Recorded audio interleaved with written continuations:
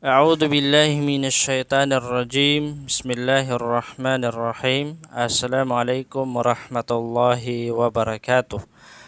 Mga minamahal na kapatid sa pananampalatayang Islam, so alhamdulillah tayo ay nagpapasalamat muli sa Allah subhanahu wa ta'ala dahil tayo na naman ay binigyan ni Allah ng kakayahan para makapagbigay ng isang paalala sa ating mga sarili. Bilang isang tatay o bilang isang magulang ay hindi po masama na tulungan natin yung asawa natin, yung pamilya natin sa gawain sa bahay, mga minamahal na kapatid sa pananampalatayang Islam. So ito po ay hindi nakakabawas sa ating pagiging lalaki.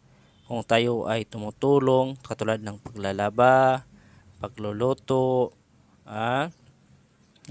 pagtutupi ng mga damit o di kaya ay pagwawalis sa loob ng ating pamamahay, mga minamahal na kapatid sa pananampalatayang Islam. Alam niyo po ba na ang mahal na Propeta Muhammad sallallahu alaihi wasallam siya po ay tumutulong sa gawain sa bahay, no? Nabanggit sa hadith ni Imam Muslim noong tinanong si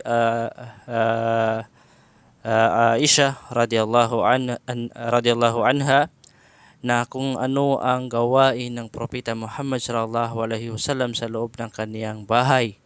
So, sumagot si Aisha radhiyallahu anha na si Propeta Muhammad sallallahu alaihi wasallam ay tumutulong sa mga gawain sa kanilang bahay. Subhanallah, mga kapatid sa pananampalatayang Islam.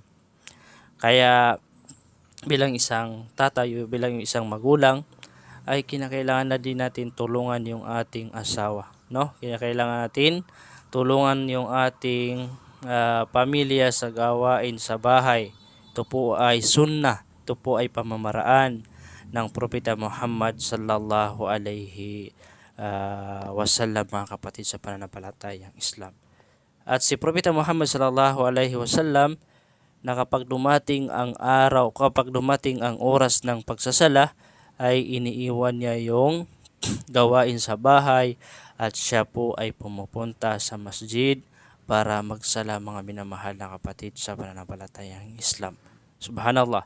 Kaya hindi nakakabawas ng pagiging lalaki kung ikaw ay tumutulong sa gawain sa bahay katulad ng pagluluto, paglilinis, paglalaba at iba pa, mga minamahal na kapatid sa pananampalatayang Islam, dahil ito ay sunnah, pamamaraan ng mahal na Propeta Muhammad sallallahu alaihi wasallam. Assalamualaikum warahmatullahi wabarakatuh.